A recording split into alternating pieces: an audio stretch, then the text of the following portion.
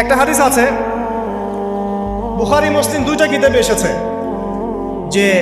যে ব্যক্তি মান হাজ্জা লিল্লাহ, যে ব্যক্তি শুধু আল্লাহর জন্য হজ করল, ওয়ালাম ইয়ারফুস ওয়ালাম ইয়াফসুক, এবং হজের মধ্যে কোনো প্রকার ফাহেসা কাজ করে নাই, অশ্লীল কোনো কাজ করে নাই, কোনো ফাসাকি কাজ করে নাই, সে ব্যক্তি ওই দিনের মতো নিষ্পাপ হবে। ওয়ালাদাতহু উম্মুহ, কোন দিন? ইয়াউমু ওয়ালাদাতহু উম্মুহ, যেদিন তার মা তাকে জন্ম দিয়েছে। এটা সবচেয়ে বড় বেনিফিট। আরেকটা হাদিসে আছে যে মাকবুল হজ, একটা মাকবুল হজের জাযা জান্নাত ছাড়া আর কিছুই না। একটা মাকবুল হজের জাযা বা প্রতিদান হচ্ছে জান্নাত ছাড়া আর কিছুই না। একটা হাদিস পড়লাম গতকালকে, সেটা হলো নবী করিম সাল্লাল্লাহু আলাইহি ওয়াসাল্লাম বলছেন এই উম্মতকে লক্ষ্য করে, তোমাদের যাদের হজ করার সামর্থ্য আছে এবং যাকে কঠিন কোনো রোগ আক্রমণ করেনি, 1, 2, যাকে কোনো অত্যাচারী শাসক বাধা দেয়নি, 2, এবং 3, যার আর্থিক সামর্থ্য আছে, গরিব মিসকিন না, আর্থিক সামর্থ্য আছে, 3টা শর্ত যার পূরণ আছে, তারপরেও যে ব্যক্তি হজ করলো না আমার উম্মতের মধ্যে, সে ইহুদি হয়ে মরুক বা নাসারা হয়ে মরুক, এতে আমার কিচ্ছু যায় আসে না। নাউযুবিল্লাহ, শুনতে পাচ্ছেন কথা? হজের সামর্থ্য আছে, রোগ নাই, অর্থনৈতিক সামর্থ্য আছে, কোনো শাসক তাকে বাধাও দিচ্ছে না, এরপরেও সে হজ করলো না, নবীজি বলছেন এ ইহুদি হয়ে মারা যাক বা নাসারা হয়ে মারা যাক, এতে আমার কিচ্ছু যায় আসে না। নাউযুবিল্লাহ। তারপরে শোনেন, 3 শ্রেণীর মানুষ আল্লাহ রাব্বুল আলামিনের মেহমান। 3 শ্রেণীর মানুষ আল্লাহ পাকের মেহমান। 1 নাম্বার হচ্ছে গাজী। গাজী মানে কি? ইসলামের জন্য যুদ্ধ করেছে, অন্য কোনো জন্য নয়, দিন ইসলামের জন্য যুদ্ধ করেছে, বিজয় লাভ করেছেন, নাম কি? গাজী। এই ব্যক্তি আল্লাহর মেহমান। যেমন আবু বকর সিদ্দিক, ওমর, ওসমান, আলী রাদিয়াল্লাহু আনহুম, তারা ইসলামের জন্য যুদ্ধ করেছিলেন না, তারা তখন গাজী হিসেবে বেঁচেছিলেন। ঠিক আছে। 2 নাম্বার হচ্ছে মুআতামির, মানে ওমরাকারী, যে ব্যক্তি ওমরা করতে গিয়েছে সে আল্লাহর মেহমান। আর 3 নাম্বার এই যে হাজি, যে ব্যক্তি হজ করতে গিয়েছে সে আল্লাহ পাকের মেহমান। আমাদের একটা কর্তব্য আছে, এটাও একটা হাদিসে এসেছে, নবী করিম সাল্লাল্লাহু আলাইহি ওয়াসাল্লাম বলেছেন ইদা লাকিতাল হাজ, যখন তুমি কোনো হাজির সাথে দেখা করবে, সাক্ষাৎ পাবে, ফাসাল্লিম আলাইহি, তখন তাকে সালাম দিও, এবং তার সাথে মুসাফা করবে। তার সাথে কি করবে? মুসাফা করবে। এখন 1 হাতে না 2 হাতে তর্কে যাওয়ার দরকার নেই, মুসাফা করেন। 1 হাতে পারলে 1 হাতে করেন, 2 হাতে পারলে 2 হাতে করেন, এটা তর্ক করার দরকার নেই, মুসাফা করেন। ঠিক আছে। মানে আমরা তো তর্কের শেষ নাই, যে কোনো ইস্যু পাইলেই তর্ক। আরাফা নিয়ে তর্ক, তারাবি নিয়ে তর্ক, ঈদের তাকবীর নিয়ে তর্ক, হ্যাঁ, রাকাত সংখ্যা নিয়ে তর্ক, মুসাফা নিয়ে তর্ক, বাকি রাখছে কি সেটা জানি না। আর এই তর্কগুলো করতে করতে দেখবেন ইসলামের বেসিক জিনিসগুলোই নাই, গায়েব। ইসলামী না আছে খেলাফা, ইসলামী না আছে এমারা, না আছে ইউনাইটেড কোনো ইসলামিক কমিউনিটি, না আছে ইসলামিক কোনো ইকোনমিক্সের বেস, না ইসলামিক কোনো মিডিয়া, না ইসলামিক কোনো কিছুই যা আছে প্রটেস্ট্যান্ট ভার্সন, মানে নামাজ, রোজা, হজ, যাকাত, এগুলাই। আর এগুলো নিয়ে আমরা এখন তর্ক করছি। ব্যক্তি পর্যায়ে দিন আছে, বাকি বাইরে আর দিন নাই। মসজিদের মধ্যে আসবে পাক্কা নামাজি, মসজিদ থেকে বের হয়ে গেল সুদখোর। তো আল্লাহ হেফাজত করুক আমাদেরকে। আমাদের বড় বড় ইস্যুগুলো নিয়ে বেশি কথা বলা উচিত। মুসাফা 1 হাতে হবে না 2 হাতে, এর জন্য কি জান্নাত জাহান্নামের ফয়সালা হয়ে যাবে? তাই মনে হয় আপনাদের? সুবহানাল্লাহ। একজন বলছে ইশারা করতে হবে তাশাহুদে এভাবে, আরেকজন বলছে একটু নড়াতে হবে। এই মাসআলাটার জন্য কি আপনার জান্নাত জাহান্নামের ফয়সালা হয়ে যাবে মনে হচ্ছে আপনার? অথচ আকীদার ঠিক নাই, এদিকে আমলের ঠিক নাই, অর্থনৈতিক জীবনের ঠিক নাই, মুআমালাতের ঠিক নাই, সম্পত্তির বন্টন মেরাজের ঠিক নাই, এগুলো ঠিক নাই, এবং আল্লাহর জমিন, আল্লাহর দ্বীন বাস্তবায়নের কোনো চেষ্টাই নাই, অথচ এগুলো নিয়ে ব্যস্ত হয়ে আছে। আল্লাহ পাক আমাদের বিচক্ষণতা দান করুন, দূরদর্শিতা দান করুন, আমিন। আসুন, মুসাফা করতে বলেছেন নবীজি, তারপরে বলবেন যে মুরহু, তাকে আদেশ করুন। এখানে আদেশ মানে হচ্ছে অনুরোধ করুন, তাকে আদেশ করুন বা অনুরোধ করুন, আই ইস্তাগফিরুল্লাহ, সে যেন তোমার জন্য ইস্তেগফার করে। কে? যে ব্যক্তি হজ করে এসেছে, হাজি, তাকে সালাম দিবেন, মুসাফা করবেন, দিয়ে বলবেন যে ভাই আপনি আমার জন্য দোয়া করেন। কারণ ফাইন্নাহু মাগফুরুন লাহ, কারণ সে ব্যক্তি একজন ক্ষমাপ্রাপ্ত মানুষ।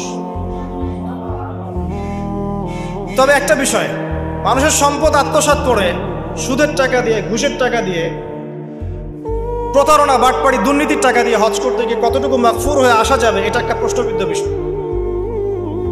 তো এই বিষয়গুলোকে ক্লিয়ার করে হজ করতে যাওয়া উচিত। আল্লাহ পাক আমাদেরকে তৌফিক ইনায়াত করুন, আমিন। এই দিনের একটা প্রতিশ্রুতি আছে। কি প্রতিশ্রুতি? আয়েশা রাদিয়াল্লাহু আনহা থেকে সহিহ মুসলিমে এসেছে এবং জাবের রাদিয়াল্লাহু আনহু থেকে ইবনে হিব্বানের 3853 নম্বর হাদিসে এসেছে। আল্লাহ রাব্বুল আলামিন এই দিনে হাজীদেরকে দেখে বলেন, যারা আরাফার মাঠে এসেছেন তাদেরকে দেখে বলেন যে আমার এই বান্দারা দূর দূরান্ত থেকে সফর করে এখানে এসেছে, ওদের চেহারাগুলো তাকিয়ে দেখো, ক্লান্ত, ক্লিষ্ট, চুলগুলো এলোমেলো, পরিশ্রান্ত, তারা আমার রহমতের প্রত্যাশী, অথচ তারা কেউ আমার আযাব দেখে নাই। হে ফেরেশতারা, তোমরা সাক্ষী থাকো, আমি তাদের সবাইকে মাফ করে দিলাম। এবং নবী সাল্লাল্লাহু আলাইহি ওয়াসাল্লাম বলছেন যে আজকের দিনে যত মানুষকে আল্লাহ পাক জাহান্নাম থেকে মুক্তি দিবেন, অন্য কোনো দিনে এত মানুষকে আল্লাহ পাক মুক্তি দিবেন না। আল্লাহ পাক আমাদেরকে সবাইকে জাহান্নাম থেকে মুক্তি দান করুন, আমিন। তো শেষ যে বিষয়টার দিকে টাচ করে আমি কনক্লুশন দিকে যাব, সেটা হলো উম্মতে মুহাম্মাদির জন্য আজকের দিনের মধ্যে স্পেশাল কি বলেন তো?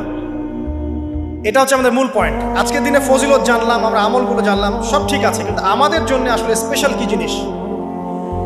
আমাদের জন্য আজকের দিনের স্পেশাল যে বিষয় সেটা হলো আজকের দিনে দিন ইসলাম পূর্ণতা লাভ করেছে। ইসলামের পূর্ণতা দিবস আজকে। 23 বছর দিন ইসলাম প্রচার করার পরে আজকের দিন আল্লাহ পাক বলেছেন দিন পূর্ণ করে দিলাম। ইহুদিরা বলছিলেন যে আজকের দিন এই আয়াতটা যদি আমাদের উপর নাজিল হতো আমরা তাহলে ঈদ পালন করতাম। নবীজি বললেন এটা আমাদের ঈদের দিনই, এটাও আমাদের ঈদের দিন, সমস্যা।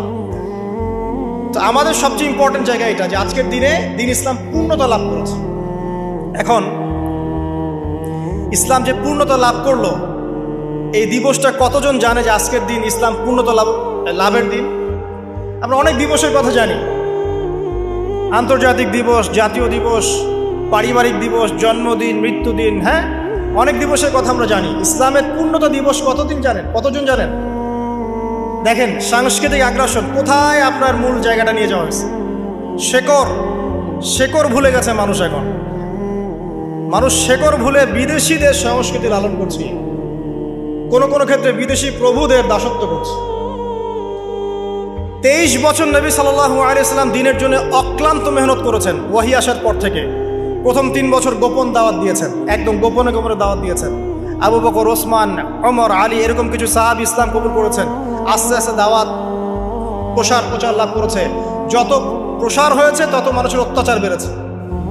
এক পর্যায়ে তাকে সাহাবী থেকে আবিসিনায় হিজরত করতে পাঠাতে হয়েছে। তারপর তিনি তায়েফে গিয়েছেন, ওখান থেকে রক্তাক্ত হয়ে মক্কা এসেছেন। আবার সেখান থেকে ইয়াসরিব, মদিনায় গিয়েছেন। ইয়াসরিবের মানুষ ইসলাম কবুল করেছিল।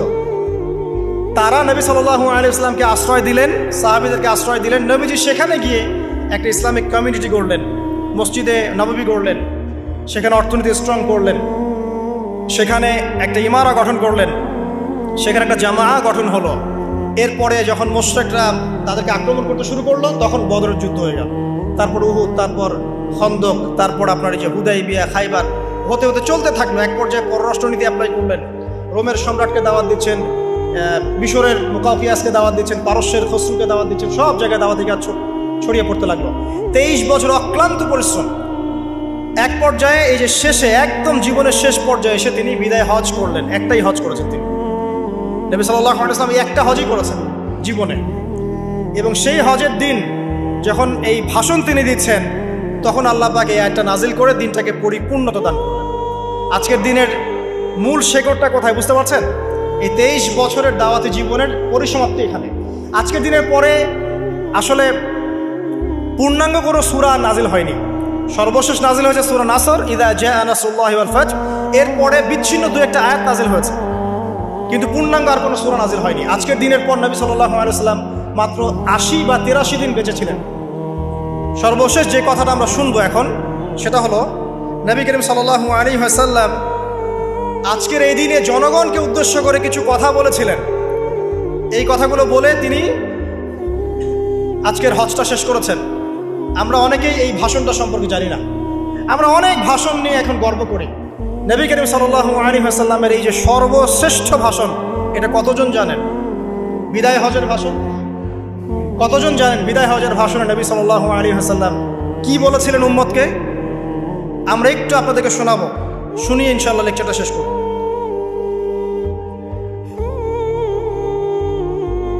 নবী করিম সাল্লাল্লাহু আলাইহি ওয়াসাল্লাম আজকের এই দিনে 31টা বিষয়ে উম্মতকে নির্দেশ দিয়েছেন। 31টা বিষয়, সবগুলো বলার সময় পাওয়া যাবে না, আমি কয়েকটা কথা বলছি। খুব ভালো হতো যদি আমি অ্যারাবিকটা বলার পরে বাংলাটা বলার সময় পেতাম। আমার হাতে 5 মিনিট সময় আছে, কারণ অ্যারাবিকটার যে ভাব গাম্ভীর্যটা বাংলা আসলে আসবে না। তারপরে আমি চেষ্টা করছি। নবী করিম সাল্লাল্লাহু আলাইহি ওয়াসাল্লাম সবার সামনে দাঁড়িয়ে দীর্ঘ 23 বছর অক্লান্ত পরিশ্রম করে দাওয়াতি মিশন কমপ্লিট করার পরে সবাইকে সমবেত করে একটা হজ করলেন। হজ করার পরে তিনি গুরুগম্ভীর কণ্ঠে বলছেন, হৃদয়ের সমস্ত আবেগ বের করে দিয়ে বলছেন, হে জনগণ, আইয়ুহান নাস, হে জনগণ, আমি জানি না আজকের পর তোমাদের সাথে আমি কখনো মিলিত হতে পারবো কিনা। একটু চিন্তা করেন, সাহাবীরা সামনে দাঁড়িয়ে আছেন, নবীজি দাঁড়িয়ে এই কথাটা বলছেন, হে জনগণ, আমি জানি না আজকের পরে আমি তোমাদের সাথে মিলিত হতে পারবো কিনা। অতএব যে ব্যক্তি আজকে আমার এই কথাগুলোকে স্মরণ রাখবে সে যেন অন্যের কাছে এই কথাগুলো পৌঁছে দেয়। হতে পারে যার কাছে পৌঁছে দেওয়া হচ্ছে সেই এই কথাগুলোকে বেশি সংরক্ষণ করতে পারবে। আল্লাহ পাক তার প্রতি রহম করুন যে আমার এই কথাগুলোকে অন্যের কাছে পৌঁছে দিবে। নবীজির ভাষণ। এরপর নবীজি বলছেন, জেনে রাখো নিশ্চয়ই তোমাদের পরস্পরের, মুসলিমদের পরস্পরের সম্পদ, পরস্পরের রক্ত, পরস্পরের এই যে জান, মাল, ইজ্জত, এগুলো একে অপরের জন্য হারাম। মুসলিমদের পরস্পরের রক্ত, পরস্পরের ইজ্জত, সম্মান একে অপরের জন্য হারাম। এর হানি করা একে অপরের জন্য হারাম। ঠিক যেমন আজকের এই দিন হারাম, এই শহর হারাম, এই মাসও হারাম। নবী করিম সাল্লাল্লাহু আলাইহি ওয়াসাল্লাম বলছিলেন, জেনে রাখো 3টা বিষয়ে যেন তোমাদের অন্তর কখনো খেয়ানত না করে। 3টা বিষয়ে তোমাদের অন্তর যেন কখনো খেয়ানত না করে। 1, তোমরা যে কাজটাই করবা শুধু আল্লাহ পাকের সন্তুষ্টির জন্য করবে।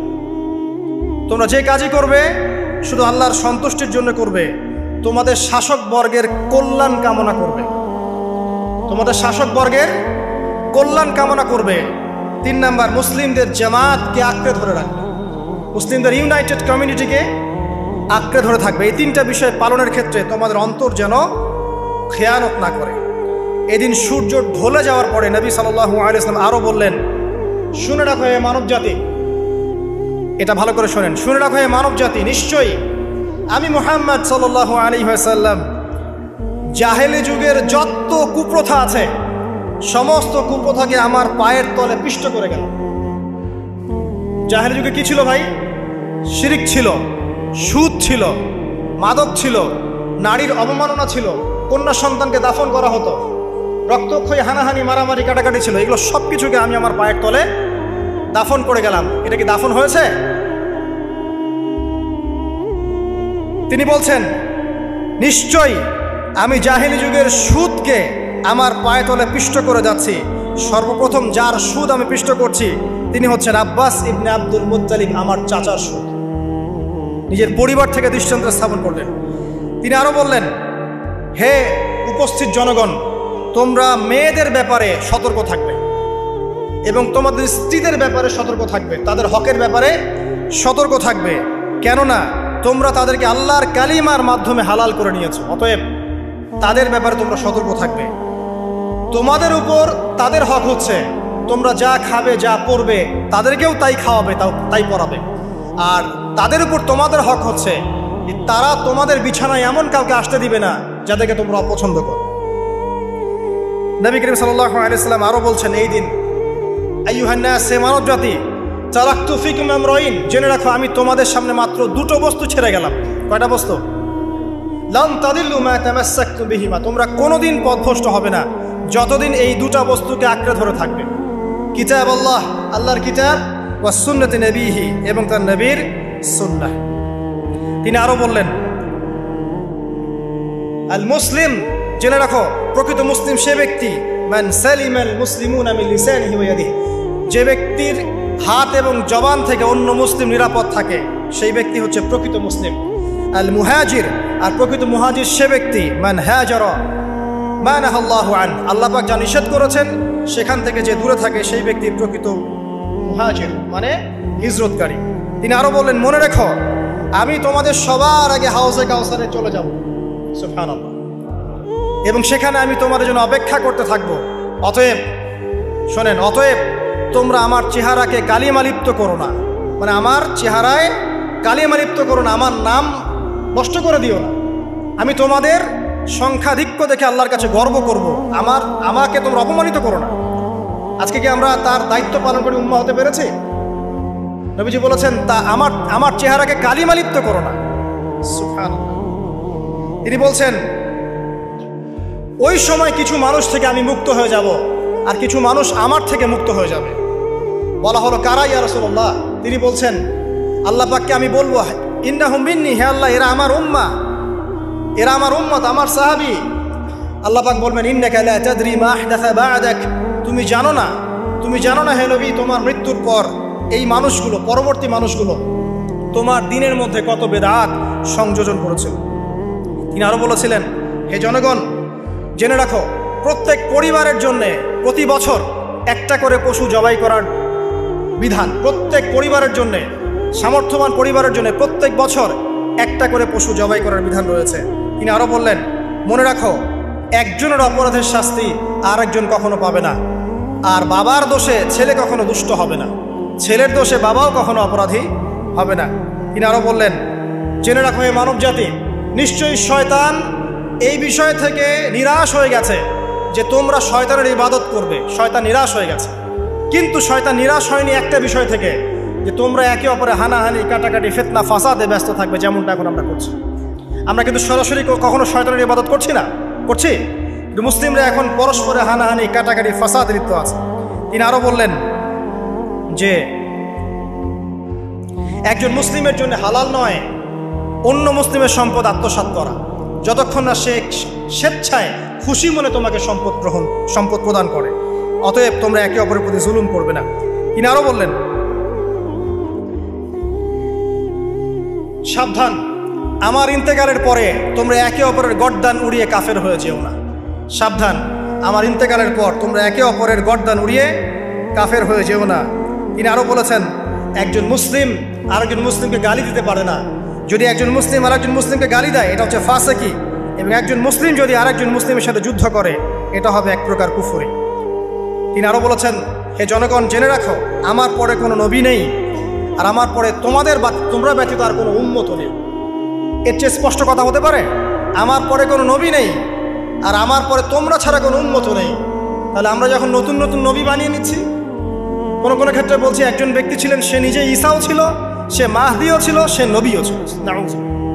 এবং দিন দিন মানুষ এই খাতায় নাম লেখাচ্ছে। সুবহানাল্লাহ। সর্বশেষ তিনি বললেন যে, যদি তোমাদের উপরে, হে মানব জাতি জেনে রাখো, যদি তোমাদের উপরে একটা নাক কাটা কালো কুৎসিত কোনো আমির বা শাসকও চলে আসেন, এবং সে যদি তোমাদেরকে আল্লাহর রাস্তায়, আল্লাহর কিতাব সুন্নাহ অনুযায়ী পরিচালিত করেন, তোমরা অবশ্যই তার আনুগত্য করবে, তার বিরুদ্ধে বিদ্রোহ করবে না, তার আনুগত্য করবে। জেনে রাখো, শেষে তিনি বলেন, জেনে রাখো হে মানব জাতি, আজকে থেকে কুল্লুকুম মিন আদম, তোমরা সবাই আদম সন্তান, ওয়া আদামু মিন তুরাব, আর আদম হচ্ছে মাটির সন্তান। আরবের উপর অনারবের, অনারবের উপর আরবের, সাদার উপর কালোর, কালোর উপর সাদার, লালের উপর কালোর, অথবা কালোর উপর লালের কোনো রকম প্রাধান্য নাই। ইল্লা তাকওয়া, শুধু তাকওয়া ব্যতীত। যে ব্যক্তি বেশি মুত্তাকি, সে আল্লাহর কাছে বেশি মর্যাদার অধিকারী হবে ইনশাআল্লাহ তাআলা। সর্বশেষ তিনি আঙ্গুলটা উঁচু করলেন, নিজের শাহাদাত আঙ্গুল উঁচু করে আকাশের দিকে তাকালেন, এরপর জনগণের দিকে তাকালেন, তাকিয়ে বললেন যে, তোমাদের ব্যাপারে, হে জনগণ, তোমাদের ব্যাপারে আমাকে আল্লাহ জিজ্ঞাসা করবেন। ফামা আনতুম কাইলুন, তোমরা ওই সময় কি বলবে আমার সম্পর্কে? তখন সাহাবীরা বললেন, আমরা বলবো যে আপনি বাল্লাগতা রিসালাতাক, আপনি আপনার রিসালাত পৌঁছে দিয়েছেন, ওয়াজ্জা আমানাতাক, আপনার আমানত পূর্ণ করেছেন, ওয়া নাসাহতা উম্মাতাক, এবং আপনি আপনার উম্মতকে নসিহত করেছেন। এরপরে তিনি আকাশের দিকে তাকিয়ে বললেন, আল্লাহুম্মা ফাশহাদ, হে আল্লাহ আপনি সাক্ষী থাকেন। আল্লাহুম্মা ফাশহাদ, হে আল্লাহ আপনি সাক্ষী থাকেন। আল্লাহুম্মা ফাশহাদ, হে আল্লাহ আপনি সাক্ষী থাকেন যে আমি আমার দায়িত্ব পৌঁছে দিয়েছি। এরপরে নাজিল হলো, আল ইয়াউমা আকমালতু লাকুম দীনাকুম ওয়া আতমামতু আলাইকুম নি'মাতি ওয়া রাদিতু লাকুমুল ইসলামা দীনা। এই হলো বিদায় হজ, আজকের এই আরাফার প্রেক্ষাপট। আমরা কতজন এটা নিয়ে চিন্তা করেছি? 1 মিনিট একটু বলে শেষ করি। দেখেন, শেষ ওসিয়ত যেগুলো হয় মানুষের, এটা খুব হৃদয় বিদারক হয় না? বাবা ইন্তেকাল করছেন, সন্তানের জন্য নসিহত করে যাচ্ছেন, মাকে দেখিস ইত্যাদি ইত্যাদি। হৃদয় বিদারক হয় না? মানুষ সারা জীবন মনে রাখে না? বাট আমরা আমাদের এই ন্যাশন, এই উম্মাহ, নবী সাল্লাল্লাহু আলাইহি ওয়াসাল্লাম উম্মাহ বলে আমরা যারা দাবি করছি, আমাদের মধ্যে বেশিরভাগ মানুষ নবী সাল্লাল্লাহু আলাইহি ওয়াসাল্লামের শেষ এই নসিহতগুলো ভুলে গেছে। নসিহতগুলোর মধ্যে সবচেয়ে ইম্পর্টেন্ট ছিল শিরক থেকে দূরে থাকা, সুদ থেকে দূরে থাকা, মুসলিম ভেদাভেদ না করা, শাসকের কল্যাণ কামনা করা, বিদ্রোহ না করে শাসককে উত্তম নসিহত করা। এবং আরেকটা হাদিসে তিনি বলেছিলেন 5 ওয়াক্ত সালাত আদায় করবে, সওম পালন করবে, রমজান মাসে সাধ্যমতো সাদাকা করবে, মুসলিমদের জামাত আঁকড়ে ধরবে, ইনশাআল্লাহ হাসতে হাসতে জান্নাতে প্রবেশ করবে। আও কামা ক্বালা আলাইহিস সালাম। জাহেলি যুগের সমস্ত প্রথা ছেড়ে দেওয়া ছিল আজকের দিনের মূল মর্ম, আমরা ছাড়তে পারছি না। সুদ ছেড়ে দেওয়া ছিল মূল মর্ম, ছাড়তে পারছি না। শিরক থেকে বের হতে পারছি না। বেদাতীদের ব্যাপারে ধমক দেওয়া হয়েছে, বেদাত ছাড়তে পারছি না। খেয়াল করে দেখেন, মুসলিম হানাহানি কাটাকাটি এখনো ছাড়তে পারছি না। ইভেন ধর্মতাত্ত্বিকভাবেও আমরা বহু দল এবং উপদলে বিভক্ত হয়ে গেছে, কারোর সাথে কারো ঐক্য নাই। সব মিলিয়ে নবী সাল্লাল্লাহু আলাইহি ওয়াসাল্লামের শেষ ওসিয়তগুলো, কিতাব এবং সুন্নাহ আঁকড়ে ধরা, এটা আমরা সবাই আঁকড়ে ধরতে পারছি না। আজকের এই দিবসগুলো এই জন্যই আল্লাহ পাক বারবার ফিরিয়ে দেন, যাতে করে এগুলো নিয়ে আলোচনা হয়, আমরা এগুলো জানতে পারি এবং আমল করতে পারি, এই চেতনাগুলো লালন করতে পারি, নিজেরাও শিখি, পরিবারকেও শেখাই, আগামী প্রজন্মকেও শেখাই ইনশাআল্লাহ তাআলা। আশা করছি ইনশাআল্লাহ আমরা যদি নাও পারি, একসময় এমন একটা প্রজন্ম আসবে যারা নবী সাল্লাল্লাহু আলাইহি ওয়াসাল্লামের উম্মার মতো উম্মাহ হবে ইনশাআল্লাহ। ইসলামপন্থীরা, এই আমাদের ছোট্ট বাংলাদেশের কথাই বলছি, আমাদের এই ছোট্ট বাংলাদেশে ইসলামপন্থীরা কিভাবে আমরা ইসলামকে রাষ্ট্র পর্যায় পর্যন্ত নিয়ে যাব, এটা হচ্ছে আমাদের আজকের আলোচনার মূল বিষয়। বিষয়টা কি গুরুত্বপূর্ণ নাকি গুরুত্বপূর্ণ না? আপনাদের আসলে প্রথমে কি মনে হয় যে ইসলাম কি রাষ্ট্র ব্যবস্থায় যাওয়ার কোনো প্রয়োজন আছে না নাই? আচ্ছা, রাষ্ট্র ব্যবস্থা ইসলাম গেলে কি উপকার আর না গেলে ক্ষতি কি? একজন ভাই বলেছেন সমাজে শান্তি প্রতিষ্ঠিত হবে, আর আস্তে আস্তে একজন বলেন ইসলামী শাসন ব্যবস্থা প্রতিষ্ঠিত হবে, আর দুর্নীতি হবে না, আর হ্যাঁ দুর্নীতি মুক্ত সমাজ হবে, আর ইফটিজিং হবে না, এই তো, আর কোরআন হাদিসের বাইরে কোনো বিধান থাকবে না। আচ্ছা, সকল ধর্মের অধিকার নিশ্চিত হবে, কত? হ্যাঁ, রাষ্ট্রের উন্নতি হবে, নামাজ কায়েম হবে, মাশাআল্লাহ, আর যাকাত প্রতিষ্ঠিত হবে, ইসলামী সমাজ বিনির্মাণ হবে। আচ্ছা, এখন বলে দেখি ইসলামী রাষ্ট্র ব্যবস্থা না থাকলে আমাদের ক্ষতি কি? করতে হবে, আনুগত্য করতে হবে, আর ভারতের দাসত্ব করতে হবে, দুর্নীতি মুক্ত করা যাবে না, পাপাচার বেড়ে যাবে, জুলুম বেড়ে যাবে, আর আমাদের ঈমান আমল তারা ধ্বংস করবে, নষ্ট করবে, আর কোরআনের কথা খোলামেলা বলা যাবে না, অভ্রষ্ট তো হবেই। আর কোনো? তারপরে আমি বুঝলাম যে আপনারা ইসলামী রাষ্ট্র ব্যবস্থা সম্পর্কে চিন্তা ভাবনা করেন তো নাকি? এখন আমাকে একটা উত্তর দেন যে এই যে ফজিলতগুলো আপনি বললেন আর এই যে ক্ষতিগুলো আমরা জানলাম, এগুলো কি বিগত 50 বছরে মানুষ জানে নাই? জানলে পরে কেন এখন পর্যন্ত ইসলাম রাষ্ট্র ব্যবস্থায় যায় নাই? এটা একটা গুরুত্বপূর্ণ প্রশ্ন না? এটা একটা গুরুত্বপূর্ণ প্রশ্ন না? আমরা তো জানি যে আসলে ইসলামী রাষ্ট্র ব্যবস্থা থাকলে এই ফজিলত হবে, আর না থাকলে এই বড় বড় ক্ষতিগুলো হবে। এটা জানার পরেও কেন আজ পর্যন্ত আমরা ওই জায়গায় যেতে পারলাম না কেন? কি মনে হয় আপনাদের? একটা করে কারণ বলেন দেখি, কেন পারলাম না আমরা? একজন একজন করে বলেন, সবাইকে সুযোগ। ইমানি শক্তি দুর্বল, একতা নাই। মাশাআল্লাহ, ছোট একটা ছেলে অনেক মানে বড় একটা কথা বলেছে, একতা নাই।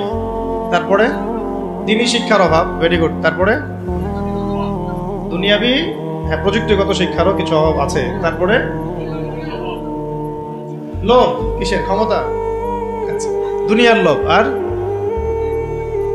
বলেন, একটা মৌলিক কথাই তো বললেন না। প্রযুক্তির অভাব, ব্যক্তিগত জীবন ইসলামের অভাব, মৌলিক কিছু কথা অবশ্য আসছে না। আরো সুযোগ দিচ্ছি, বলেন দেখি। কোরআন শিক্ষার অভাব, যিনি দাঁড়িয়েছেন বলেন। ভোগবাদিতা, আর আচ্ছা অনেক কারণ আছে, যাক আমি কারণগুলো বলবো, আপনাদের কাছ থেকে শুনছি আপনাদের অবজারভেশনটা কেমন। আমাদের যে একজন আদর্শ নেতা নাই এটা তো বললেন নাকি? হ্যাঁ, একজন যিনি দিন প্রতিষ্ঠা করবেন বা যারা দিন প্রতিষ্ঠা করবেন রাষ্ট্রীয় পর্যায়ে একজন লিডার তো লাগবে নাকি? নেতা না থাকলে কি, মানে আমির না থাকলে কি ইমারা আসে নাকি? তখন কি মানে সামউত আর বিষয় আসবে কিনা? তো তখন তো বায়াতও আসছে না। তো এইগুলো না থাকলে তো আবার ইকামতের দিনও হচ্ছে না রাষ্ট্রীয় পর্যায়ে পর্যন্ত। আচ্ছা, আমরা প্রথমে আগে আলোচনা করি যে খুব সংক্ষিপ্ত করে আর ইসলামী রাষ্ট্র ব্যবস্থা এটা বলতে আগে কি বোঝায়, ঠিক আছে?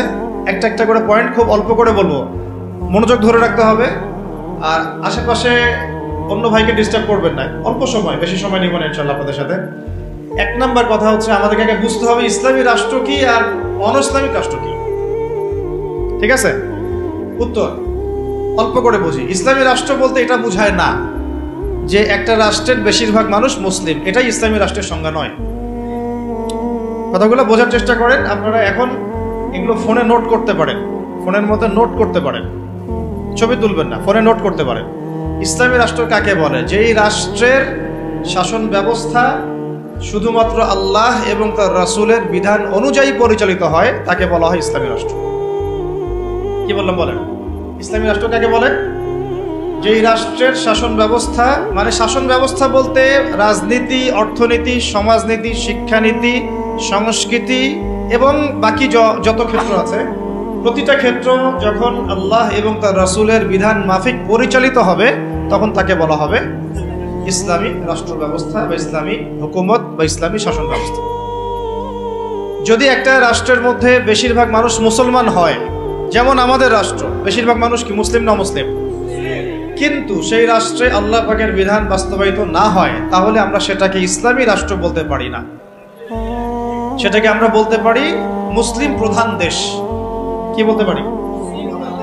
যেমন বাংলাদেশ একটা মুসলিম প্রধান দেশ, এটা ইসলামী রাষ্ট্র ব্যবস্থার দিকে এখনো যায়নি।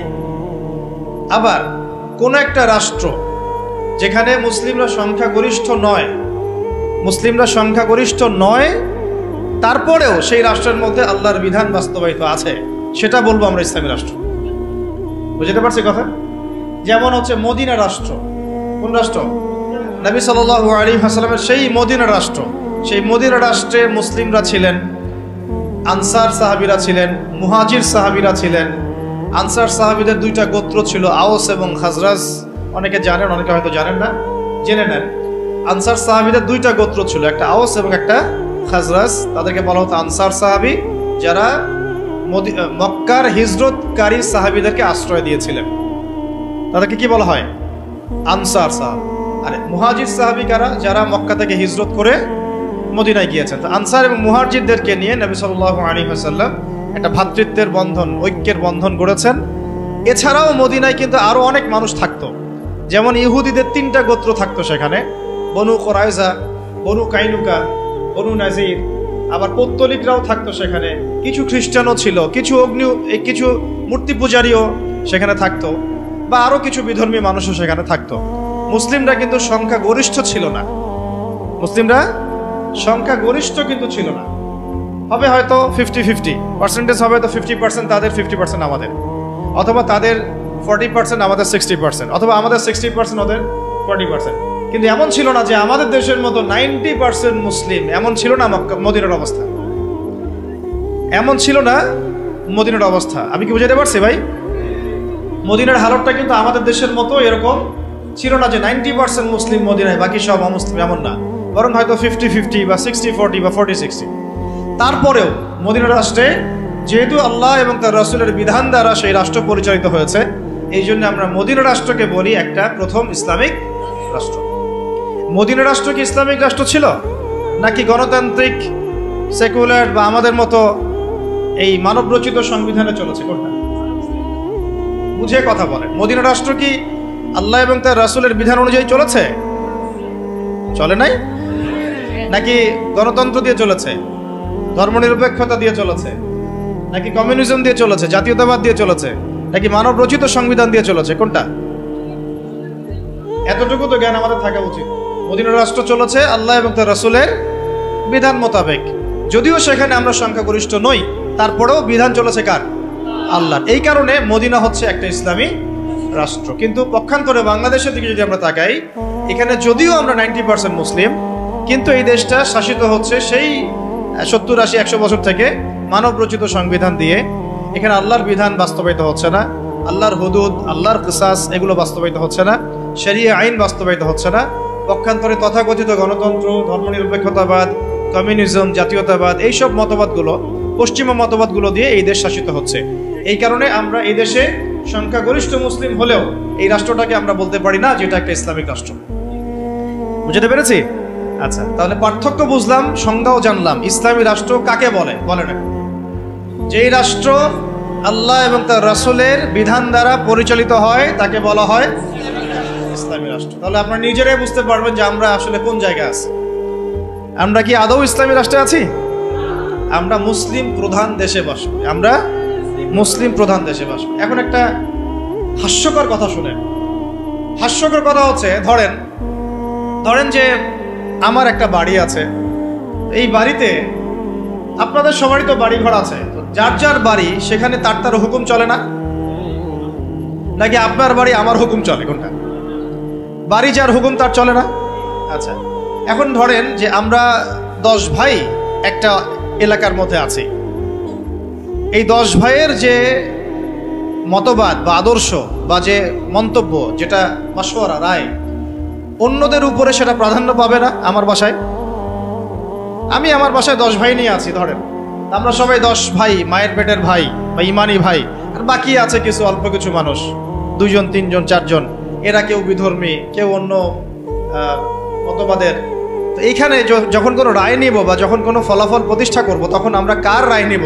ওই 10 ভাইয়ের রায় নিব নাকি ওই 2-4 জনের রায় নিব? স্বাভাবিকভাবে ওই 10 ভাইয়ের রায় প্রাধান্য পাবে, যেহেতু আমি এখানে সংখ্যাগরিষ্ঠ, তাই তো? এবং আমরা আল্লাহর এবং তার রাসূলের বিধান অনুযায়ী চলছি, তাই আমাদের কাছে তো উৎসটাও অভ্রান্ত সত্যের উৎস, এখানে তো বাতিলের কোনো সংমিশ্রণ নাই। তো এখন বাংলাদেশে 90% মুসলিম থাকার পরেও, 90% মুসলিম থাকার পরেও বাংলাদেশের রাষ্ট্র ব্যবস্থায় কোরআনের বিধান বাস্তবায়িত হয় নাই। বাংলাদেশের রাষ্ট্র ব্যবস্থায় আল্লাহর শরিয়া আইন বাস্তবায়িত হয় নাই। বাংলাদেশের শিক্ষা ব্যবস্থায় ইসলামী শিক্ষাকে বাধ্যতামূলক করা হয় নাই। বাংলাদেশের সংস্কৃতির মধ্যে ইসলামী সংস্কৃতিকে বাধ্যতামূলক করা হয় নাই। বাংলাদেশের অর্থনীতির মধ্যে সুদবিহীন ইসলামী অর্থনীতি বাস্তবায়িত করা হয় নাই। বাংলাদেশের রাজনীতির মধ্যে ইসলামী কোরআন এবং সুন্নাহ ভিত্তিক ইসলামিক যে রাজনীতি, নবী সাল্লাল্লাহু আলাইহি ওয়াসাল্লামের যে রাজনীতি, এটাকে বাধ্যতামূলক করা হয় নাই। ব্যাপারটা হাস্যকর না? আমার ঘর, আমার জমিন, আমার দেশ, আমার মাটি, আমরাই সংখ্যাগরিষ্ঠ, আর আমাদের ধর্মেই এখানে উপেক্ষিত। কি বুঝতে পারছেন না? ঘর আমার, বাড়ি আমার, এলাকা আমার, আমরা মুসলিম, সংখ্যাগরিষ্ঠ আমরা, তারপরেও আমাদের দেশে আল্লাহ এবং তার রাসূলের আইন বাস্তবায়িত হয় নাই। সংবিধানের মধ্যে ইসলাম স্থান পায় নাই।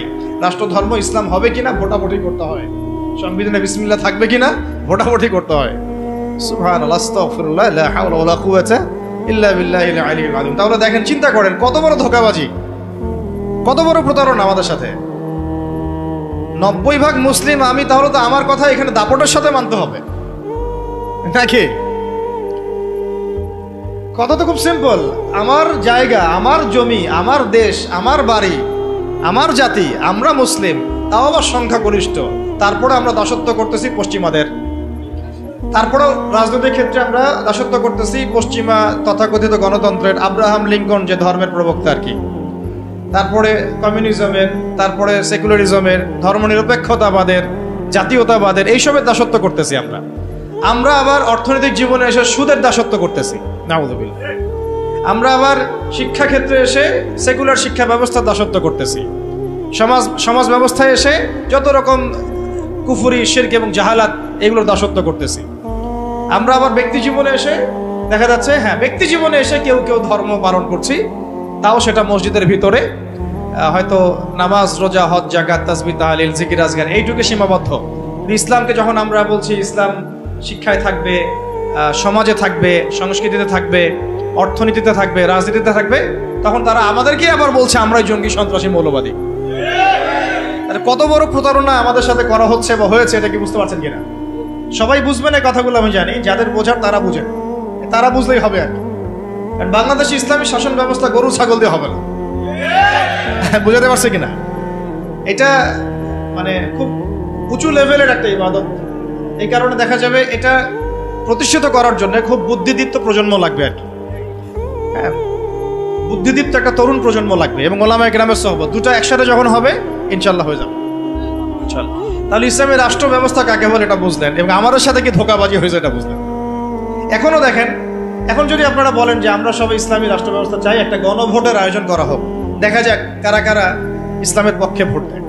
ঠিক আছে, দেখবেন যদি 80% মানুষও ভোট দেয় যে হ্যাঁ আমরা ইসলামের পক্ষে আছি, আমরা ইসলামী শাসন ব্যবস্থা চাই, আমরা চাই দেশের মধ্যে আল্লাহর বিধান বাস্তবায়িত হোক, ওই যে 20% মানুষ যারা চায় না, ওদের মতটাই প্রাধান্য পাবে এই সিস্টেমের মধ্যে। তারা আমাদের মতকে প্রাধান্য দিবে না। আর যদিও কেউ দিতে চায়, তখন দেখা যাবে ভারত, আমেরিকা, পশ্চিমা শক্তি এগুলো আমাদের উপর আক্রমণ করে বসবে। তো এই যে একটা ধোঁকাবাজি, এই যে একটা প্রতারণা আমাদের সামনে চলছে, এইখান থেকে জাতিকে বের করতে হবে। কথা হবে একটাই, যে জমিন আল্লাহর, বিধান চলবে। এই জমিন কার? এই জমিন আল্লাহর। আমি আল্লাহর বান্দা, আমি আল্লাহর দিন পালন করি, আমি আল্লাহর রাসূল মুহাম্মদ সাল্লাল্লাহু আলাইহি ওয়াসাল্লামকে অনুসরণ করি। এই জমিনে মুসলিমদের মধ্যে শরিয়া চলবে, বিধান চলবে কার? আল্লাহর। সোজা কথা। আর যাদের এটাতে অ্যালার্জি হয় তারা কোথায়? জাহান্নামে গিয়ে মরে মরুক। এইটা নিয়ে আমাদের কোনো আফসোস নাই, আপত্তি নেই। হ্যাঁ, তারা যদি ভালোই ভালোই মেনে নেয় তো আলহামদুলিল্লাহ, না মানলে আমরা দাওয়াতের কাজ তো করতে থাকবোই। আর যদি তারা আমাদের উপর জুলুম করতে আসে, আমরাও প্রতিবাদের ভাষা বেছে নেব ইনশাআল্লাহ।